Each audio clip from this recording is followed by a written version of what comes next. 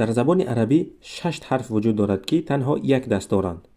اینها حرف های الف، واو، دال، ذل، را، ز می باشند.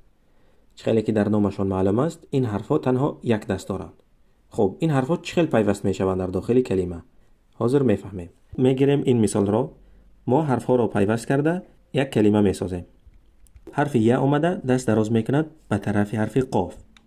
حرف قاف دست را قپیده دست دراز می کند به طرف حرف واو. خب در اینجا ما گفتیم که حرف واو حرف یک دسته است و یک دست او فقط در طرف راستش می باشد. حرف های یک دسته همشون دستشون فقط از طرف راست می باشد.